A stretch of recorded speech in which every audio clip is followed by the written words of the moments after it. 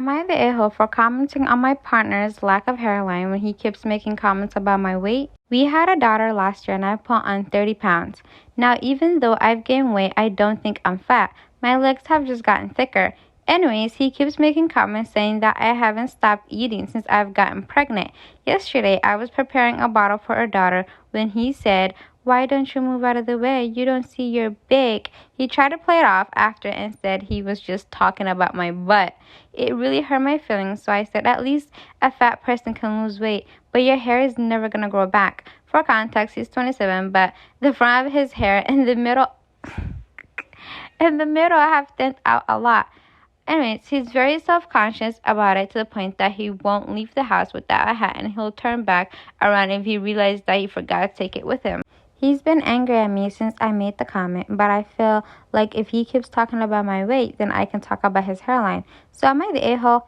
Edit. I see a lot of people in the comments asking if I gained weight after the pregnancy. It was during the pregnancy. People are also saying I can control my weight and I should be going to the gym.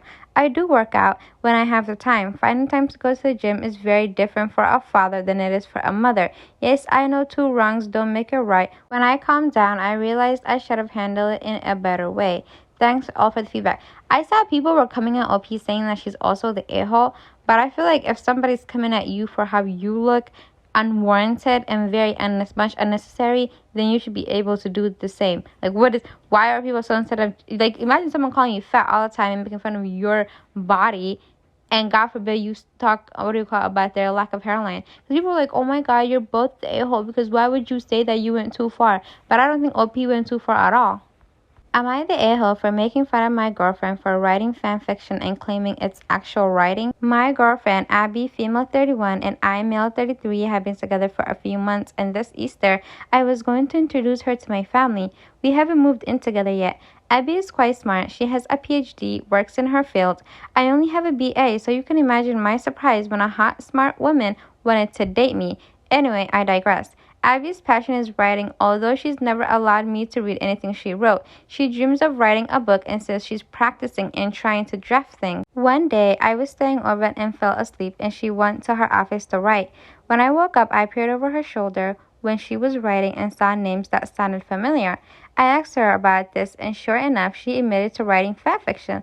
Apparently, she already wrote 100K fanfiction and is working on her third one. She says it's writing practice, and she loves it. I told her it's cringy, and if she was serious about her book, she'd write it.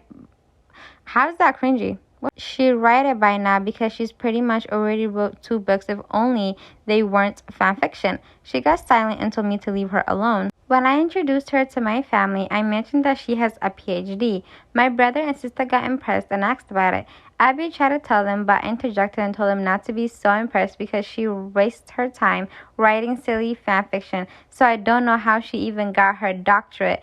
It was meant to be a joke, but Abby was angry. She called me an a-hole, and she wouldn't talk to me for the rest of the day and asked me to drive her home.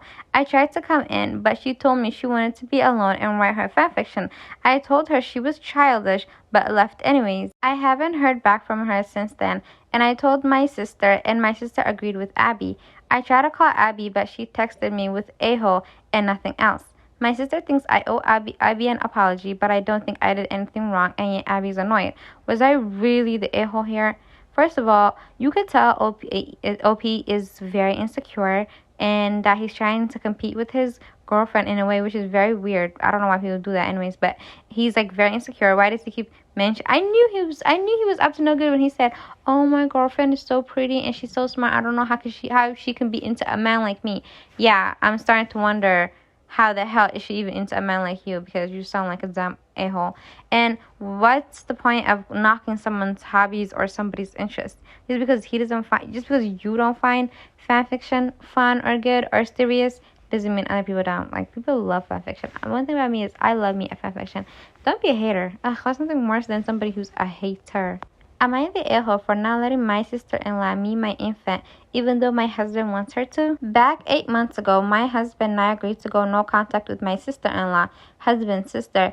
It was a huge ordeal that led up to it. Basically, my sister-in-law's husband purposely tripped my 8-year-old son. My son bashed his head off the wall and split his head open. Her husband said that's what you get for running in the house. My husband ended up punching him in the face. Sister-in-law calls the cops and tries to get them to arrest my husband. The cops didn't do anything regarding anything and just told us to leave. They claimed my son tripped was an accident, even though we all watched him stick his leg out all the way out. It was just effing stupid, honestly, but we agreed to no contact with all of them because sister-in-law defended her husband and called the cops on my husband, her brother. We also made an agreement that she would not be meeting our baby until both her and her husband apologized and actually showed remorse for what they both did. I was 7 months pregnant when this happened. My husband blocked them all off social media and his phone. I didn't. I wanted them to be able to contact me with an apology. Our daughter is now almost 6 months old, and they have not contacted us with an apology or even to check in. My mother-in-law came here this morning, however, and she started talking about the upcoming family gathering that is held at my sister-in-law's house every year, and I made a comment that we wouldn't be attending. But my husband stepped in and said, actually, I have been talking to my sister, and she really wants to meet the baby, so I said we would go. I figured where it falls on Christopher's weekend with his father that we could go, Christopher being my son that his sister's husband tripped. I asked him if she had apologized to him, and he said no, and that she said by text verbatim, I want to pull up all this behind us. I understand what Charlie did was wrong, but you also have to understand that he's never been okay with Ren in the house, and Christopher has known that rule since day one. I get where you and Jenny are coming from, and obviously it's your job to protect Christopher, but I personally think we should just let it go and move on. It was a one-off and you pushed my husband in the face, so really you should be apologizing to him.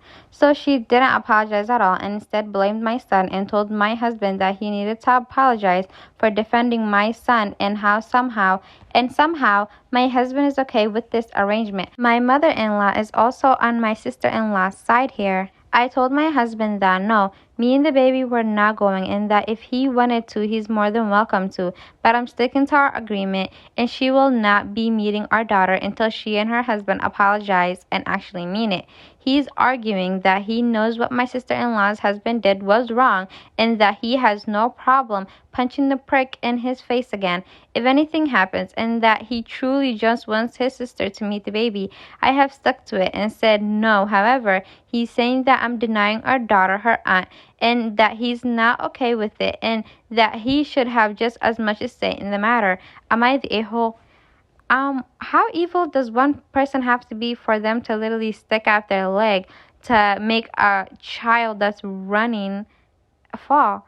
Literally, that's so crazy. And if he, what do you call? I'm sensing she didn't say it, but I think OP's son isn't her husband's son. I think this is her own child that she had from another relationship. But needless to say, at the end of the day, why the hell would you do that to a little child? Like, I would have pressed charges so fast. That's an assault on a child. No, she's not meeting no baby of mine.